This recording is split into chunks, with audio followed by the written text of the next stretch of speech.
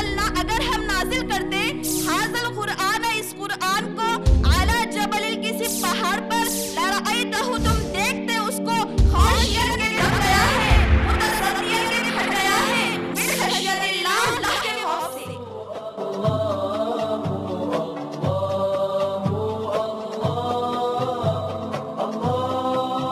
سورہ نحل آیت نمبر 102. قل نزلہ روح القدس من ربک بالحق لیثبت الذین آمنوا وہدی وبشریٰ للمسلمین. اللہ تعالیٰ کا ارشاد ہے اے نبی صلی اللہ علیہ وسلم کہہ دیجئے یہ قرآن مجید جو نازل ہوا ہے اسے روح القدس یعنی جبرائیل علیہ السلام اللہ تعالیٰ کے حکم سے لے کر آئے ہیں تاکہ یہ قرآن ایمان والوں کے ایمان کو مضبوط کرے. مسلمانوں کے لیے اس میں شفا ہے رحمت ہے خوشخبری ہے. قرآن مجید اللہ تعالیٰ کی آخری کتاب ہے جو اس نے اپنے آخری پیغمبر محمد رسول اللہ صلی اللہ علیہ وسلم پر نازل فرمایا. تمام الہامی کتب میں سب سے زیادہ عزت و شرف والی کتاب، عظمت و فضیلت والی کتاب، خیر و برکت سے مالا مال، حق اور باطل میں فرق کرنے والی، ایمان لانے والوں کو جنت کی خوشخبری سنانے والی، انکار کرنے والوں کو جہنم سے ڈرانے والی، تمام بنی نوع انسان کے لیے خدا کی سب سے بڑی کتاب قرآن مجید ہے. انا انزلناہ فی لیلۃ القدر، بے شک ہم نے اس قرآن کو لیلۃ القدر میں نازل کیا. وما ادراک ما لیلۃ القدر، اور آپ کیا جانو لیلۃ القدر کیا ہے. لیلۃ القدر خیر من الف شہر، لیلۃ القدر 1000 مہینے سے بہتر ہے. سورہ یونس آیت نمبر 57 تا 58. یا ایھا الناس قد جاءتکم موعظۃ من ربکم وشفاء لما فی الصدور وہدی ورحمۃ للمؤمنین. قل بفضل اللہ وبرحمتہ فبذلک فلیفرحوا هو خیر مما یجمعون. اللہ تعالیٰ کا ارشاد ہے اے لوگوں تمہارے پاس تمہارے رب کی طرف سے ایک ایسی کتاب آئی ہے جو سراسر نصیحت اور دلوں کی بیماری کے لیے شفا ہے، اچھے کام کرنے والوں کے لیے اس میں رہنمائی اور عمل کرنے والوں کے لیے ذریعہ رحمت ہے. اے نبی صلی اللہ علیہ وسلم آپ کہہ دیجئے لوگوں کو اللہ تعالیٰ کے اس فضل و احسان یعنی قرآن مجید کے اترنے پر خوشی منانا چاہیے اس لیے کہ یہ قرآن سارے جہنوں سے بہتر ہے. سورہ واقعہ آیت نمبر 75 تا 79. فلا اقسم بمواقع النجوم وانه لقسم لو تعلمون عظیم انه لقرآن کریم فی کتاب مکنون لا یمسہ الا المطہرون. اللہ تعالیٰ کا ارشاد ہے میں ستاروں کے غروب ہونے کی اور اس کے چھپنے کی قسم کھاتا ہوں. اگر تم سمجھو تو یہ قسم کھانا بہت بڑی بات ہے. میں اس بات پر قسم کھاتا ہوں کہ یہ قرآن بڑی عظمت والا ہے، لوح محفوظ میں لکھا ہوا ہے جسے پاک فرشتوں کے علاوہ کوئی ہاتھ نہیں لگاتا. یہ کتاب رب العالمین کی طرف سے نازل کی ہوئی کتاب ہے. کیا تم لوگ اس بات کو سلسلے بات سمجھتے ہو کہ اللہ تعالیٰ نے دنیا اور آخرت کی ساری بھلائیاں سمیٹ کر قرآن مجید کی صورت میں ہماری جھولی میں ڈال دی ہے. عظمت قرآن کی یہ انتہا ہے وہ اپنے پڑھنے والوں کے لیے باعث سکینت، باعث رحمت، باعث شفا ہے. ان سے ناواقف ہونے میں ہمارا کتنا بڑا نقصان ہے. خدا کی اتنی بڑی کتاب عظمت قرآن ہمارے گھروں میں موجود ہے لیکن اس میں کیا لکھا ہوا ہے اس کا مطلب ہم میں سے کسی کو نہیں معلوم. اس سے زیادہ نقصان کی بات ہمارے لیے اور کیا ہو سکتی ہے. ہم دن رات 5 وقت کی نماز پڑھتے ہیں لیکن اس نماز میں اپنے پروردگار سے کیا عرض کرتے ہیں اس کا مطلب ہم کو نہیں معلوم. اس سے زیادہ نقصان کی بات ہمارے لیے اور کیا ہو سکتی ہے. جس کلمے کے ذریعے سے ہم اسلام میں داخل ہوتے ہیں اس کلمے کا مطلب ہم کو نہیں معلوم اور نہ ہی ہم یہ جانتے ہیں اس کلمے کو پڑھنے کے ساتھ ساتھ ایک مسلمان پر کیا ذمہ داریاں عائد ہوتی ہے. اس کا مطلب ہم کو نہیں معلوم. اس سے زیادہ ایک مسلمان کے لیے نقصان کی بات اور کیا ہو سکتی ہے. روزگار نہ ملنے کا نقصان ہم کو معلوم ہے، سونے چاندی گھم جانے کا نقصان ہم کو معلوم ہے، اپنی تجارت سے حاصل نہ ہونے والے نفع کا نقصان ہم کو معلوم ہے، لیکن اپنے رب کی اتنی بڑی کتاب سے محروم ہونے کا ہم کو نقصان نہیں معلوم ہے. وَلَقَدْ يَسَّرْنَا الْقُرْآنَ لِلذِّكْرِ فَهَلْ مِن مُدَّكِرٍ، بے شک ہم نے اس قرآن کو آسان کر دیا ہے. رواہ الترمذی باب الفضائل القرآن الکریم حدیث نمبر 2926. حضرت ابو سعید خدری رضی اللہ تعالیٰ عنہ بیان کرتے ہیں رسول اللہ صلی اللہ علیہ وسلم نے ہمارے سامنے یہ حدیث قدسی بیان فرمائی ہے. اللہ تعالیٰ فرماتے ہیں جس شخص کو قرآن مجید کی مشغولیت کی وجہ سے دعائیں مانگنے کی فرصت نہیں ملتی میں اس کو دعائیں مانگنے والوں سے زیادہ عطا کروں گا. اور اللہ تعالیٰ کے تمام کتابوں پر قرآن مجید کو ایسی فضیلت ہے جس سے خود اللہ کو مخلوق پر ہے کوئی پڑھنے والا، ہے کوئی سمجھنے والا، ہے کوئی تدبر کرنے والا؟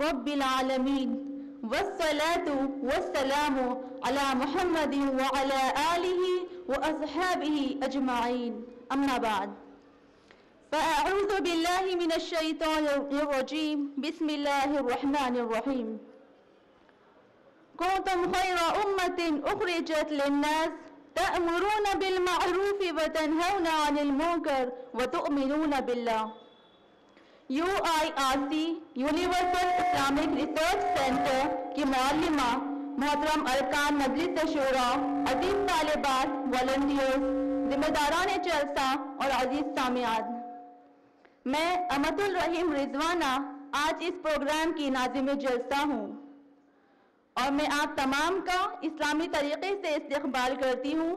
السلام علیکم ورحمۃ اللہ وبرکاتہ۔ یعنی آپ تمام پر اللہ سبحانہ و تعالیٰ کی سلامتی، رحمتیں اور برکتیں نازل ہو۔ ہر قسم کی بڑائی، کبریائی، عظمت و شان، حمد و ثنا صرف اور صرف اس رب العالمین کے لیے ہے جس کی ربوبیت، الوہیت، اسماء و صفات میں کوئی شریک نہیں، تنہا بے مثال ہے، رحمان اور رحیم ہے، سب اس کے محتاج ہیں، وہ کسی کا محتاج نہیں۔ تو ہے بادشاہوں کا بادشاہ، تیری سلطنت کی مثال کیا؟ تو ہے بادشاہوں کا بادشاہ، تیری سلطنت کی مثال کیا؟ تیرا شکر کیسے کروں ادا، تیری نعمتوں کا جواب کیا؟ تو بڑا رحیم و کریم ہے، تیری رحمتوں کا حساب کیا؟ تو بڑا رحیم و کریم ہے، تیری رحمتوں کا حساب کیا؟ میری سوچ سے بھی عظیم تو، میری فکر کی رسائی کیا؟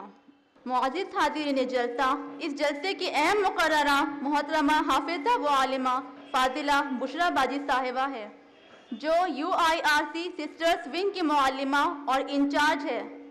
اب میں اپنی بات کو آگے بڑھاتے ہوئے UIRC سسٹرز ونگ کی معلمہ محترمہ حافظہ و عالمہ و فاضلہ بشرا باجی صاحبہ سے ادباً گزارش کرتی ہوں کہ آپ عظمت قرآن کے عنوان پر حاضرین جلسہ اور طالبات سے خطاب فرمائے۔ الحمدللہ وحدہ والصلاة والسلام علی من لا نبی بعد، اما بعد فاعوذ باللہ من الشیطان الرجیم، بسم اللہ الرحمن الرحیم۔ یا ایہا الناس قد جاءتکم موعظۃ من ربکم وشفاء لما فی الصدور وہدی ورحمۃ للمؤمنین، قل بفضل اللہ وبرحمتہ فبذلک فلیفرحوا هو خیر مما یجمعون، رب اشرح لی صدری ویسر لی امری واحلل عقدۃ من لسانی یفقہوا قولی۔ محترم ناظم جلسہ سسٹر رضوانہ محترمہ قمر انیسہ باجی صاحبہ، پرنسپل IPS انٹرنیشنل اسکول و رکن مجلس شورا UIRC سسٹرز ونگ، عزیز طالبات، والنٹیئرز، ذمہ داران جلسہ اور عزیز سامعات، میں آپ تمام کا اس وومنز کانفرنس میں تہ دل سے اسلامی طریقے سے خیر مقدم پیش کرتی ہوں۔ السلام علیکم ورحمۃ اللہ وبرکاتہ۔ اس کے معنی ہیں اللہ سبحانہ تعالیٰ کی رحمتیں، برکتیں آپ تمام پر نازل ہو۔ آج کی میری تقریر کا عنوان ہے عظمت قرآن۔ آج میں اپنی تقریر کو 2 حصوں میں تقسیم کرنا چاہتی ہوں۔ پہلے حصے میں بیان کروں گی عظمت قرآن، قرآن اور حدیث کی روشنی میں۔ دوسرے حصے میں بیان کروں گی عظمت قرآن سے اعراض کرنے کا، غفلت برتنے کا، لاپرواہی کرنے کا دنیا اور آخرت میں انجام۔ عزیز سامعات کرام، اس عنوان کو منتخب کرنے کے میرے 4 مقاصد ہیں۔ پہلا، اللہ سبحانہ تعالیٰ کے کتاب کی خدمت اور اس کی خیر خواہی، تاکہ عظمت قرآن آپ کے سامنے پوری طرح سے آشکار ہو جائے۔ دوسرا، اللہ سبحانہ تعالیٰ کے اس فضل و احسان کا بیان جو اس نے اپنے بندے پیغمبر محمد صلی اللہ علیہ وسلم اور آپ صلی اللہ علیہ وسلم کی امت پر کیا کہ انہیں ایک مقدس کتاب سے نوازا جو تمام آسمانی کتب میں سب سے زیادہ عظمت والی ہے۔ تیسرا، امت مسلمہ کی بیٹیوں کو غفلت سے بیدار کر کے ان میں قرآن مجید کی عظمت و جلالت کا شعور پیدا کرنا، تاکہ عظمت قرآن ان کے سامنے پوری طرح سے آشکار ہو جائے اور وہ قرآن مجید کے دامن سے وابستہ ہو جائے، تاکہ قرآن کے لیے ان کو تلاوت کرنے، عمل کرنے کے شوق میں مصروف کر دے۔ چوتھا، عصر حاضر کی بہت بڑی اکثریت کا قرآن مجید کی تعلیمات سے بے بہرا رہنا، جن کے شب و روز اس انداز میں گزر رہے ہیں کہ وہ عظمت قرآن کے احساس سے بہت دور ہے، لہٰذا قرآن انہیں گمراہی کے اندھیرے سے نکال کر ہدایت کے اجالے میں لے کر آئے۔ ہر طرح کی حمد و ثنا اس رب العالمین کے لیے ہے جو ہمارا خالق، مالک، رازق ہے، جس کے سوا کوئی الہ نہیں، جس کا کوئی شریک نہیں۔ وہ حیو اور قیوم ہے، وہاب اور تواب ہے، ہادی اور رشید ہے، جس نے ہم جیسے راہ بھٹکے ہوئے لوگوں کو ہدایت دینے کے لیے قرآن مجید نازل فرمایا، قرآن مجید لکھنا اور پڑھنا سکھایا، وہ قرآن کی حفاظت کا وعدہ فرمایا۔ انگنت درود و سلام و محمد بن عبداللہ پر جنہوں نے حق رسالت ادا کیا، انگنت درود و سلام ہو اس قلب پر جس پر قرآن مجید نازل ہوا، انگنت درود و سلام ہو اس دل و دماغ پر جس نے سب سے پہلے قرآن مجید حفظ کیا، انگنت درود و سلام ہو اس نطیق مبارک پر جس نے امت کو قرآن مجید پڑھایا اور سنایا، وہ قرآن جو سر تاثر روشنی اور ہدایت ہے، وہ قرآن جو سر تاثر عظمت اور حکمت ہے۔ عزیز سامعات کرام، کتاب خداوندی کا مشہور نام قرآن ہے، جو قراءہ کا مصدر ہے، اوف رو حمزہ سے بنا ہے، جس کے معنی ہے پڑھنا، جمع کرنا۔ پہلے معنی پر اگر آپ غور کریں تو اس کے معنی ہے پڑھنا یعنی زیادہ پڑھی جانے والی۔ مصدر بامعنی اسم مفعول جیسے کتاب بمعنی مکتوب، اور دنیا اس بات پر شاہد ہے کرۂ ارض پر کوئی کتاب قرآن مجید سے زیادہ نہیں پڑھی جاتی، اور مسلمان اس بات کا دعویٰ کرنے میں حق بھی جانب ہے کہ اہل اسلام میں جو حفظ کا اہتمام کیا جاتا ہے یہ قرآن مجید کی وہ عظیم خصوصیت ہے جو دنیا کی کسی کتب کو حاصل نہیں ہوئی۔ دوسرے معنی پر اگر غور کیا جائے تو اس کے معنی ہے جمع کرنا۔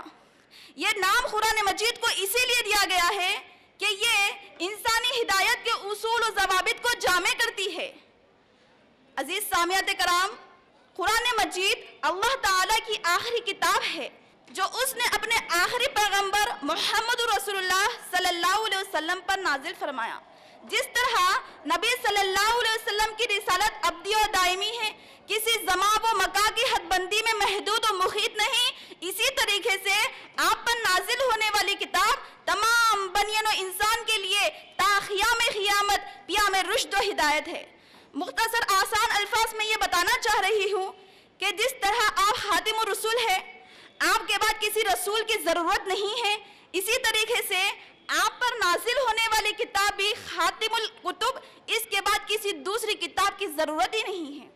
تمام الہامی کتب میں سب سے زیادہ عزت و شرف والی کتاب، عظمت و فضیلت والی کتاب، خیر و برکت سے مالا مال، حق اور باطل میں فرق کرنے والی، ایمان لانے والوں کو جنت کی خوشخبری سنانے والی، انکار کرنے والوں کو جہنم سے ڈرانے والی، تمام بنی نوع انسان کے لیے خدا کی سب سے بڑی کتاب قرآن مجید ہے۔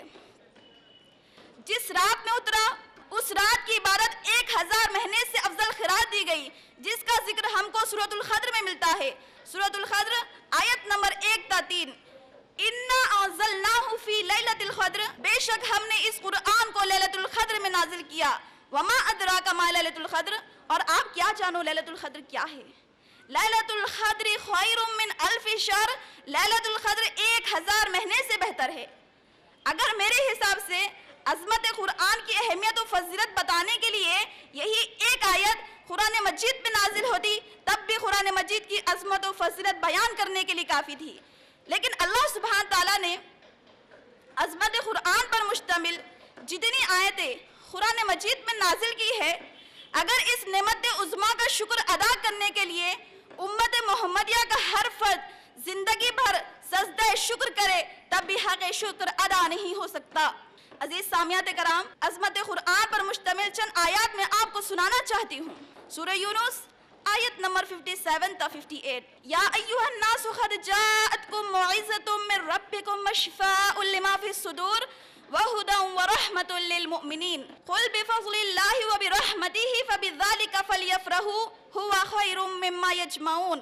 اللہ تعالیٰ کا ارشاد ہے، اے لوگو، تمہارے پاس تمہارے رب کی طرف سے ایک ایسی کتاب آئی ہے جو سراسر نصیحت اور دلوں کی بیماری کے لیے شفا ہے، اچھے کام کرنے والوں کے لیے اس میں رہنمائی اور عمل کرنے والوں کے لیے ذریعہ رحمت ہے۔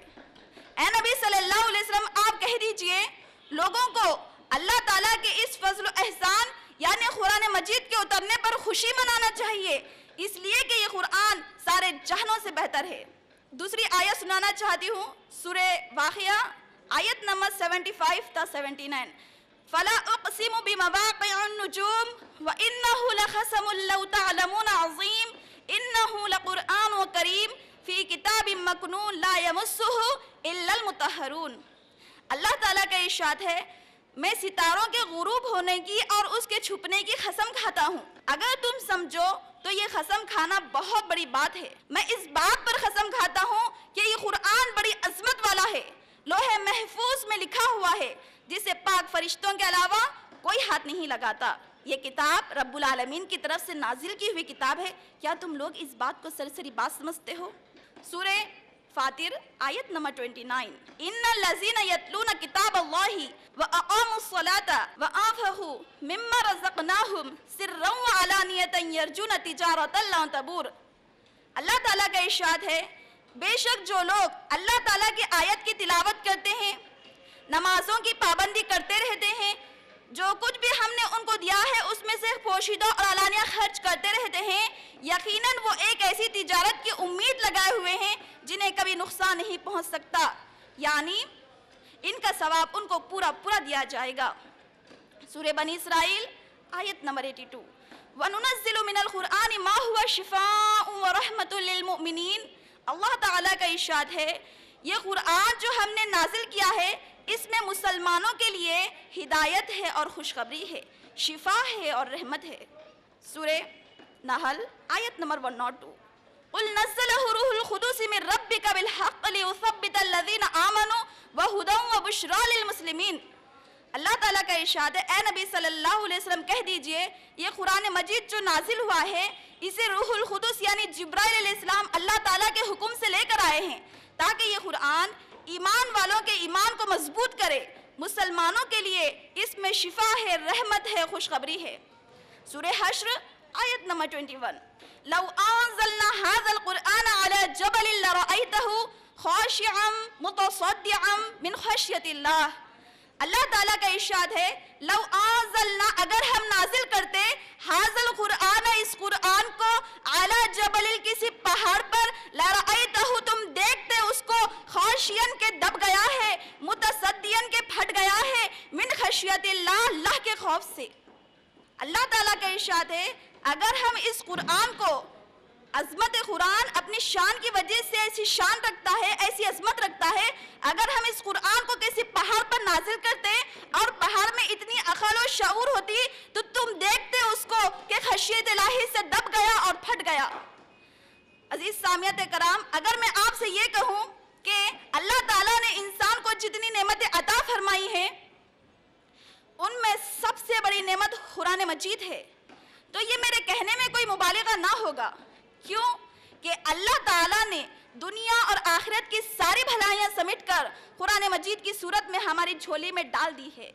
عظمت قرآن کی یہ انتہا ہے، وہ اپنے پڑھنے والوں کے لیے باعث سکینت، باعث رحمت، باعث شفا ہے، زندگی اور موت کے فتنوں سے پناہ مہیا کرنے والی ہے، زمینی و آسمانی آفات سے تحفظ فراہم کرنے والی ہے۔ انسانی زندگی کی کون سی حاجت اور مشکل ایسی ہے جس کا درد پیش نہ کیا گیا ہو، کون سا درد ایسا ہے جس کا درمان نہ بتایا گیا ہو، کون سا روگ ایسا ہے جس کا علاج نہ بتایا گیا ہو، کون سا سوال ایسا ہے جس کا حل پیش نہ کیا گیا ہو۔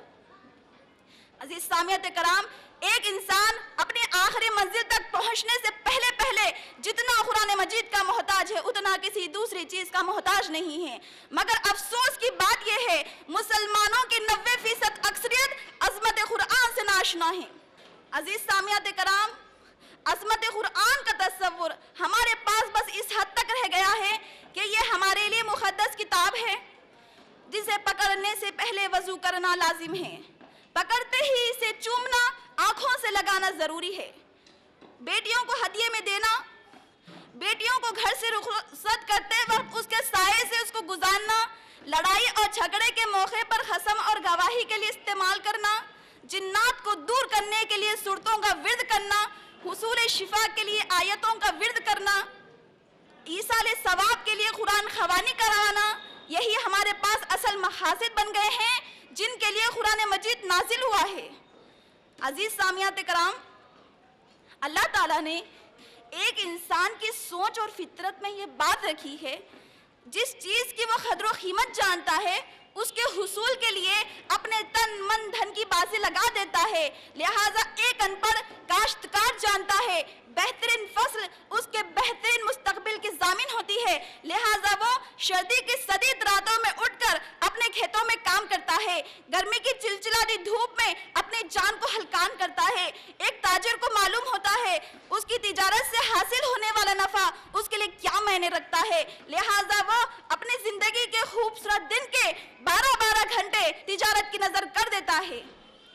ایک طالب علم کو ڈاکٹر انجینئر بننے کی قدر و قیمت معلوم ہوتی ہے، اسی لیے ہر ذہین طلباء ڈاکٹر انجینئر بننے کی کوشش کرتے ہیں۔ بعض مرتبہ وسائل نہ رہنے کے باوجود عقل مند طلباء محنت مزدوری کر کے ڈگری حاصل کرنے کے لیے اپنی جان کھپا دیتے ہیں۔ ایک تاجر، ایک کاشتکار، ایک طالب علم اپنے کام میں اپنی جان کیوں کھپا دیتے ہیں؟ کیونکہ وہ اپنے کام سے حاصل ہونے والے نتائج و فوائد سے پوری طرح آگاہ ہوتے ہیں۔ عزیز سامعین کرام، عظمت قرآن سے ناآشنا ہونے کا بنیادی سبب ہمارے پاس یہ ہے کہ ہم اس کی تلاوت، تحفیظ، تدریس کے فوائد سے واقف نہیں ہیں۔ قرآن مجید سے ہمارا تعلق اس آدمی جیسا ہو گیا ہے جو ہیرے جواہرات کی تلاش میں ساری زندگی خاک چھانتا پھرتا ہے، جبکہ ہیرے جواہرات کا خزانہ اس کے اپنے ہی گھر میں موجود ہوتا ہے۔ عزیز سامعین کرام، آج ہم عظمت قرآن سننے بولنے سے محروم ہو گئے ہیں۔ ابھی تک ہم کو احساس نہیں ہوا کہ ہم کتنی بڑی نعمت سے محروم ہو گئے ہیں۔ عزیز سامعین، بتائیے ایک ماں اپنے بچے کو دودھ کب دیتی ہے؟ جب تک کہ وہ رو کر نہیں مانگتا۔ پیاسے کو جب پیاس لگتی ہے تو وہ خود پانی کی تلاش میں نکلتا ہے اور رب اس کے لیے پانی پیدا بھی کر دیتے ہیں، لیکن جب ہم کو پیاس ہی نہ ہو تو پانی سے بھرا ہوا کنواں بھی ہمارے پاس آ جائے تو بیکار ہے۔ پہلے ہم کو سمجھنا چاہیے دین سے ناواقف ہونے میں ہمارا کتنا بڑا نقصان ہے۔ خدا کی اتنی بڑی کتاب عظمت قرآن ہمارے گھروں میں موجود ہے، لیکن اس میں کیا لکھا ہوا ہے اس کا مطلب ہم میں سے کسی کو نہیں معلوم۔ اس سے زیادہ نقصان کی بات ہمارے لیے اور کیا ہو سکتی ہے؟ ہم دن رات 5 وقت کی نماز پڑھتے ہیں، لیکن اس نماز میں اپنے پروردگار سے کیا عرض کرتے ہیں اس کا مطلب ہم کو نہیں معلوم۔ اس سے زیادہ نقصان کی بات ہمارے لیے اور کیا ہو سکتی ہے؟ جس کلمے کے ذریعے سے ہم اسلام میں داخل ہوتے ہیں اس کلمے کا مطلب ہم کو نہیں معلوم، اور نہ ہی ہم یہ جانتے ہیں اس کلمے کو پڑھنے کے ساتھ ساتھ ایک مسلمان پر کیا ذمہ داریاں عائد ہوتی ہے، اس کا مطلب ہم کو نہیں معلوم۔ اس سے زیادہ ایک مسلمان کے لیے نقصان کی بات اور کیا ہو سکتی ہے؟ روزگار نہ ملنے کا نقصان ہم کو معلوم ہے، سونے چاندی گھم جانے کا نقصان ہم کو معلوم ہے، اپنی تجارت سے حاصل نہ ہونے والے نفع کا نقصان ہم کو معلوم ہے۔ عزیز ساتھیو، لیکن اپنے رب کی اتنی بڑی کتاب سے محروم ہونے کا ہم کو نقصان نہیں معلوم ہے۔ عزیز سامعین کرام، عظمت قرآن پر مشتمل چند احادیث میں آپ کو سنانا چاہتی ہوں۔ یہ احادیث نہ صرف آپ کو عظمت قرآن سے واقف کرائے گی بلکہ آپ کے اندر قرآن مجید کو پڑھنے، پڑھانے، تدبر کرنے، عمل کرنے کے شوق میں مزید اضافہ بھی کرے گی۔ رواہ الترمذی باب الفضائل القرآن الکریم، حدیث نمبر 2926۔ حضرت ابو سعید خدری رضی اللہ تعالیٰ عنہ بیان کرتے ہیں رسول اللہ صلی اللہ علیہ وسلم نے ہمارے سامنے یہ حدیث قدسی بیان فرمائی ہے۔ اللہ تعالیٰ فرماتے ہیں جس شخص کو قرآن مجید کی مشغولیت کی وجہ سے دعائیں مانگنے کی فرصت نہیں ملتی، میں اس کو دعائیں مانگنے والوں سے زیادہ عطا کروں گا۔ اور اللہ تعالیٰ کے تمام کتابوں پر قرآن مجید کو ایسی فضیلت ہے جیسے خود اللہ کو مخلوق پر ہے۔ مسند احمد حدیث نمبر 419، حضرت عبداللہ بن عمر رضی اللہ عنہ سے روایت ہے، رسول اللہ صلی اللہ علیہ وسلم نے ارشاد فرمایا، قرآن مجید اپنی عظمت کی وجہ سے ایسی شان رکھتا ہے کہ روز قیامت کے دن اس کی سفارش پروردگار کی عدالت میں قبول کی جائے گی۔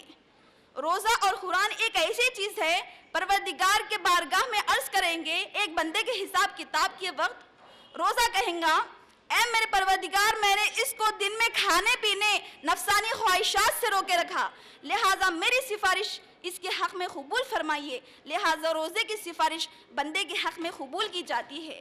قرآن مجید کہیں گا اے میرے پروردگار، میں نے اس کو رات میں سونے سے روکا، نوافل میں میری تلاوت کرتا تھا، لہٰذا میری سفارش اس کے حق میں قبول فرمائیے۔ لہٰذا عظمت قرآن اپنی عظمت کی وجہ سے ایسی شان رکھتا ہے کہ اس کی سفارش پروردگار کی عدالت میں قبول کی جاتی ہے۔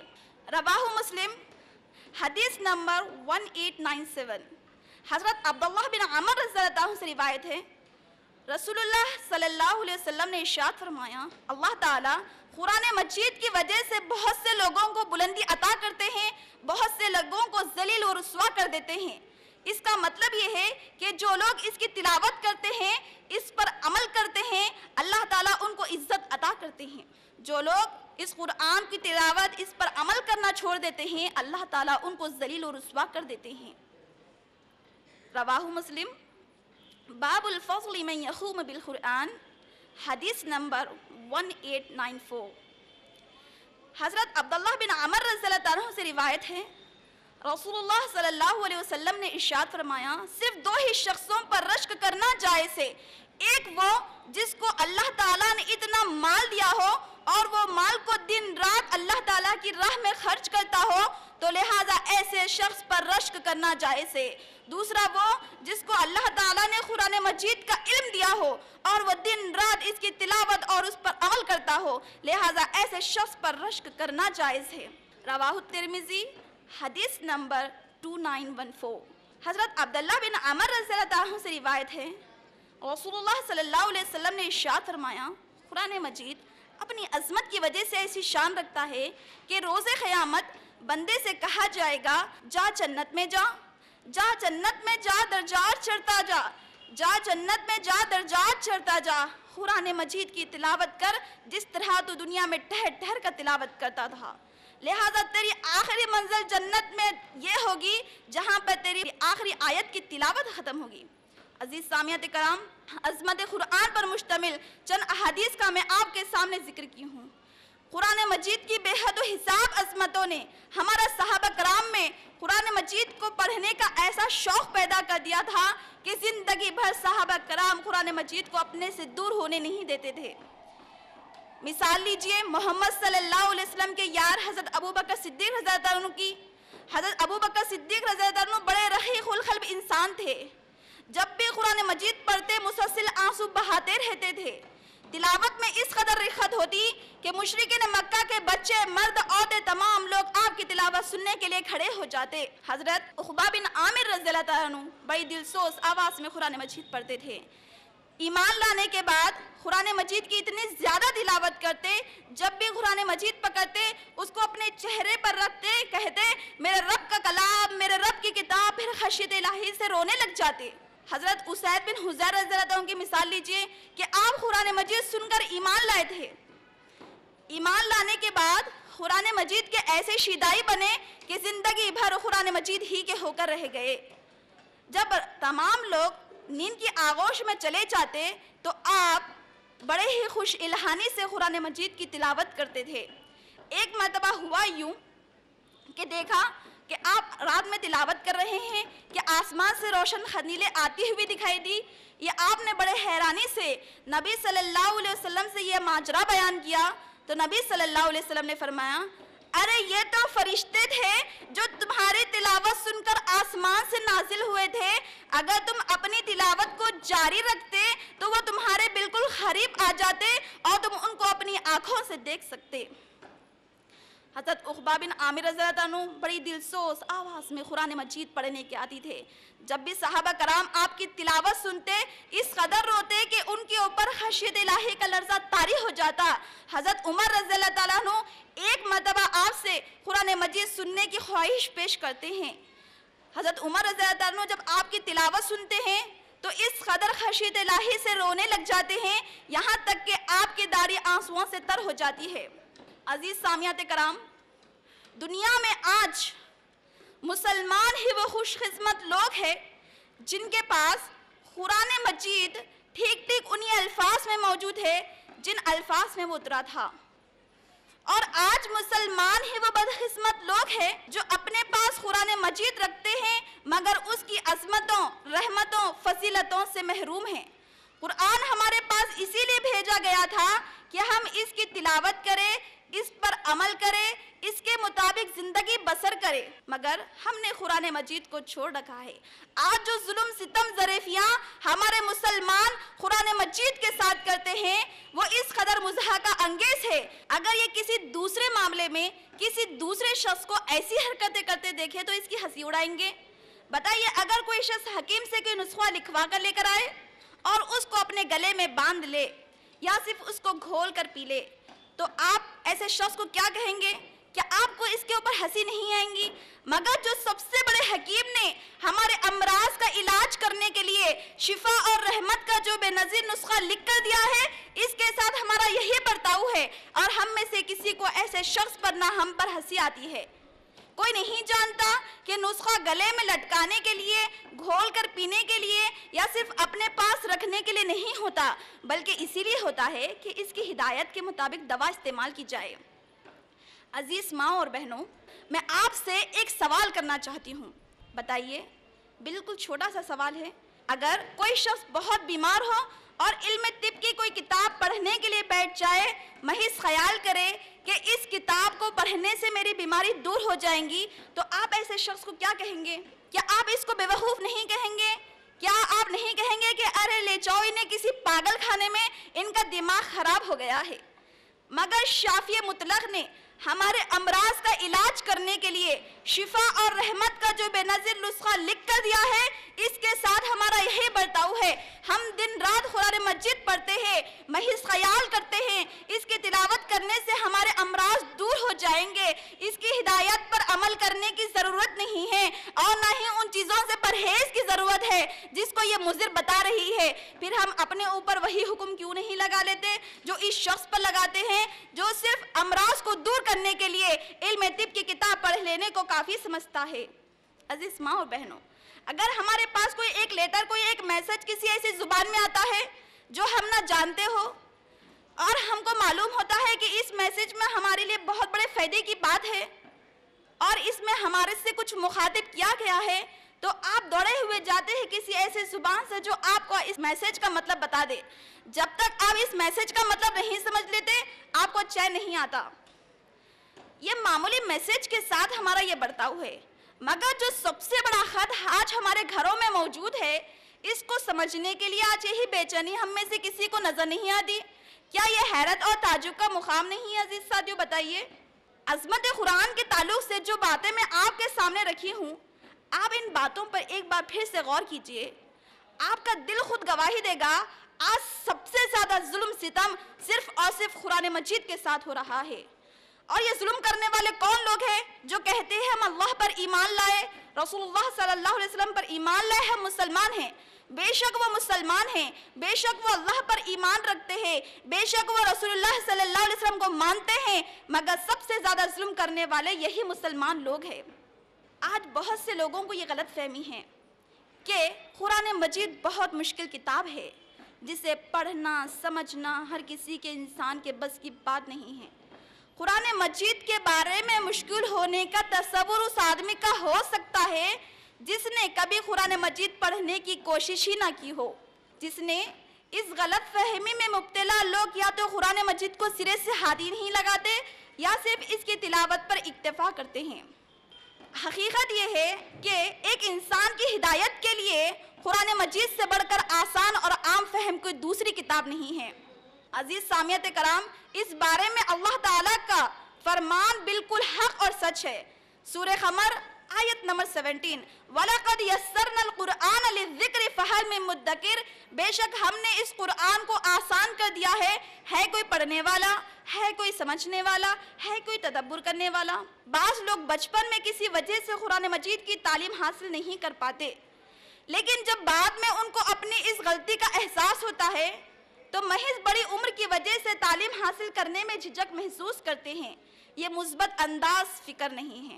हकीकत यह है अल्लाह ताला उम्र के जिस हिस्से में हमको तौफीक दे उसी को बचपन समझना चाहिए। रसूलुल्लाह सल्लल्लाहु अलैहि वसल्लम का इरशाद है, कुरान मजीद में महारत रखने वाला इंसान मैदान हश्र में मुखर्रब फरिश्तों के साथ खड़ा होगा, और जो शख्स अटक अटक कर पढ़ता है उसके लिए तो दोहरा अजर है। जहाँ एक तरफ कुरान मजीद के पढ़ने वाले के हर हर्फ पर 10 नेकियां मिलती है, दूसरी जगह कुरान मजीद को अटक अटक कर पढ़ने वाले के लिए 20 नेकियां हैं। उम्र के किसी भी हिस्से में कुरान मजीद की तालीम हासिल करने में झिझक महसूस करना नहीं चाहिए। कुरान मजीद की तालीम हासिल करने के लिए उम्र की कोई क़ैद नहीं लगाई गई। सहाबा कराम मुख्तलिफ उम्रों में ईमान लाते रहे, जिस उम्र में वो ईमान लाते बस कुरान मजीद की तालीम हासिल करने में लग जाते। बस किसी भी तरीके से कुरान मजीद की तालीम हासिल करने में किसी भी उम्र के हिस्से में झिझक महसूस नहीं करना चाहिए। खुलूस से दिल से किए जाने वाले अमल पर अल्लाह ताला जिंदगी के सारे गुनाह माफ़ कर दे। जैसा कि मैं अपनी तकरीर के शुरू में कही थी, मैं अपनी तकरीर को 2 हिस्सों में बयान करूँगी। जैसा कि मैं पहले हिस्से में बयान की हूँ अज़मत कुरान और हदीस की रोशनी में, दूसरे हिस्से में मैं मुख्तसर बयान करूँगी अज़मत कुरान से गफलत बरतने का, लापरवाही करने का दुनिया और आखिरत में क्या अंजाम होगा। ईमान लाने के बाद कुरान मजीद की तिलावत ना करना, इस पर अमल ना करना, इसकी तालीम अपने बच्चों को ना देने की एक इंसान की दुनिया में पहली सज़ा ये होगी कि अल्लाह ताला उसको तंगी में मुब्तला कर देंगे। सूरह तोहा आयत नंबर 124, वमन अअरज़ अन ज़िक्री फ़इन्न लहू मईशतन ज़ंक़न वनहशुरुहु यौमल क़ियामति आमा। जो शख्स रहमान के जिक्र से एराज़ करेगा उसके लिए तंगी की ज़िंदगी होगी। दूसरी सज़ा कुरान मजीद की तिलावत ना करने, इस पर अमल ना करने, इसकी तालीम अपने बच्चों को ना देने की ये होगी कि अल्लाह ताला ऐसे शख्स पर शैतान को मुसल्लत कर देते हैं जो मरते दम तक उसको ना सिर्फ गुमराही के रास्ते पर जमाए रखता है बल्कि इस फरेब में मुब्तला रखता है कि देखो तुम जिस रास्ते पर चल रहे हो वही सिरात मुस्तकीम है। अल्लाहु अकबर। सूरह ज़ुख़रुफ़ आयत नंबर 36 ता 37, वमन याशु अन ज़िक्रिर रहमानि नुख़य्यिज़ लहु शैतानु फ़हुव लहु क़रीन व इन्नहुम लयसुद्दूनहुम अनिस सबील यहसबून अन्नहुम मुहतदून। जो लोग रब के जिक्र से एराज़ करते हैं हम उनके ऊपर शैतान को मुसल्लत कर देते हैं, वो उसका साथी बन जाता है। फिर शयातीन उनको राह रास्त पर आने से रोकते हैं और अपनी अपनी जगह मुतमईन कर देते हैं कि देखो तुम जिस रास्ते पर चल रहे हो वही सिरात मुस्तकीम है। कुरान मजीद से एराज़ करने की यानी इसकी तिलावत ना करने की, इसके ऊपर अमल ना करने की, अपने बच्चों को कुरान मजीद की तालीम ना देने की एक इंसान की दुनिया में तीसरी सज़ा ये होगी अल्लाह ताला उसको जलील व रुस्वा कर देंगे। नबी सल्लल्लाहु अलैहि वसल्लम की वो हदीस याद करिए, नबी सल्लल्लाहु अलैहि वसल्लम इरशाद फरमाते हैं अल्लाह ताला बहुत से लोगों को कुरान मजीद की वजह से बुलंदी अता करते हैं और बहुत से लोगों को जलील व रुस्वा कर देते हैं। यानी जो शख्स इसकी तिलावत करते हैं, इस पर अमल करते हैं, इसकी तालीम अपने बच्चों को देते हैं तो अल्लाह ताला ऐसे लोगों को इज्जत अता करते हैं। जो इससे एराज़ करते हैं अल्लाह ताला उनको रुसवाई में मुब्तला कर देते हैं। अजीज साथियों, ये थी दुनियावी सज़ा। आखिरत में ऐसे शख्स के लिए क्या सज़ा होगी? आखिरत में ऐसे शख्स की जो कुरान मजीद की तिलावत ना करता हो, कुरान मजीद पर अमल ना करता हो, इसकी तालीम अपने बच्चों को ना देता हो, उसकी आखिरत में सबसे पहली सज़ा ये होगी कि अल्लाह ताला इसे खबर से अंधा उठाएंगे। सूरह तोहा सूरह नंबर 20 आयत नंबर 124, वमन आरज़ अन ज़िक्री फ़इन्न लहू मईशतन ज़ंक़न वनहशुरुहु यौमल क़ियामति आमा। जो शख्स रब के जिक्र से एराज़ करेगा उसके लिए तंगी की जिंदगी होगी और हम रोज़े क़यामत इसे खबर से अंधा उठाएंगे। दूसरी सज़ा आखिरत में कुरान मजीद की तिलावत ना करने, इस पर अमल ना करने, इसकी तालीम अपने बच्चों को ना देने, आम लोगों में तदरीस का एहतमाम ना करने वाले की ये होगी कि रसूलुल्लाह सल्लल्लाहु अलैहि वसल्लम खुद अपनी उम्मत के बारे में परवरदिगार की अदालत में मुकदमा दर्ज करेंगे। सूरह फुरकान आयत नंबर 30, वक़ाल रसूल या रब्बी इन्ना कौमी इत्तखज़ू हाज़ल कुरआन महजूरा। रसूल कहेंगे, ए मेरे परवरदिगार, मेरी कौम ने इस कुरआन को छोड़े रखा था। तीसरी सजा ऐसे शख्स की ये होगी कि कुरान मजीद ऐसे शख्स के बारे में खिलाफ में गवाही देगा। रसूलुल्लाह सल्लल्लाहु अलैहि वसल्लम का इरशाद है, अल कुरआन हुज्जतन लका औ अलैक। कुरान तेरे हक में गवाही देगा, ये तेरे खिलाफ में गवाही देगा। इसका मतलब क्या है? जो लोग इसकी तिलावत करते हैं, इसके हक में वो सिफारिश करता है, और जो लोग इसकी तिलावत नहीं करते, इसके खिलाफ में कुरान मजीद परवरदिगार की अदालत में खिलाफ में गवाही देगा। अजीज साथियों, चौथी सज़ा ऐसे शख्स के लिए आखिर यह होगी कि उसको जहन्नुम में शदीद तरीन अज़ाब में मुब्तला कर दिया जाएगा। सूरह जिन आयत नंबर 17, वमन आरज़ अन ज़िक्रि रब्बिही यसलुकहु अज़ाबन सादा। जो शख्स रब के जिक्र से एराज करता है, उसको हम जहन्नम में सबसे शदीद तरीन अज़ाब में मुब्तला कर देंगे। अजीज साथियों, ये थी सज़ा दुनिया और आखिरत में कुरान मजीद से एराज करने वालों की, यानी इसकी तिलावत ना करने, इस पर अमल ना करने, इसके एहतमाम अपने बच्चों में ना करने वालों की। हमें ये बात कभी भी फरामोश नहीं करना चाहिए कि कुरान मजीद की तिलावत करने पर जिस तरह अज़मत व फजीलत व फ़वाइद है, कुरान मजीद को छोड़ने के नुकसानात, अज़ाबात भी बहुत ज़्यादा और बहुत ज़्यादा शदीद है। लिहाजा रोज़ाना अगर हम एक पारा या इससे ज़्यादा पढ़ने की ताकत ना रखते हो, तो कम से कम इतना पढ़ने का मामूल बना लेना चाहिए जिससे हमारा शुमार गाफिल बंदों में ना रहे। लिहाजा रोज़ाना हम कम से कम 10 आयात या इससे कम आयात की तिलावत करने की मामूल बना ले। अगर हम 24 घंटों में इतना भी ना कर पाए, परवरदिगार के दुनिया और आखिरत के सज़ाओं से हमें कौन बचा सकेगा। आखिर में मैं अल्लाह रब्बुल आलमीन से दुआ करती हूँ, रब्बुल आलमीन मुझको और आपको कुरान मजीद से मुस्तफ़ीद होने की तौफ़ीक़ अता फ़रमाए, मुझसे और आपसे राज़ी हो जाए। कुरान मजीद को हमारे दिलों की फसल बहार बना दे, हमारे दिलों को कुरान मजीद से मुनव्वर कर दे। नेमतों वाली जन्नत की तरफ यही कुरान हमारा क़ायद हो। हमें रात और दिन के अक्सर औक़ात में इसकी तिलावत करना इस तरह नसीब फरमाए जिससे वो हमसे राज़ी हो जाए। नेज़ हमें इस बात की तौफ़ीक़ अता फ़रमाए कि हमसे कुरान मजीद का मुकम्मल हक़ अदा हो जाए। सुब्हान रब्बिक रब्बिल इज़्ज़ति अम्मा यसिफ़ून व सलामुन अलल मुरसलीन वल्हम्दुलिल्लाहि रब्बिल आलमीन। अस्सलामु अलैकुम व रहमतुल्लाहि व बरकातुहू। जज़ाकल्लाहु खैर। आप मोहतरमा बुशरा बाजी साहिबा से अज़मत कुरान के उन्वान पर खिताब समाअत फरमा रहे थे। हम बुशरा बाजी साहिबा के बेहद शुक्रगुजार हैं। आपने बेहतरीन अंदाज में उस उन्वान को समझाने की पूरी कोशिश की और बड़े ही दिल नशीन अंदाज में अपनी बात पूरी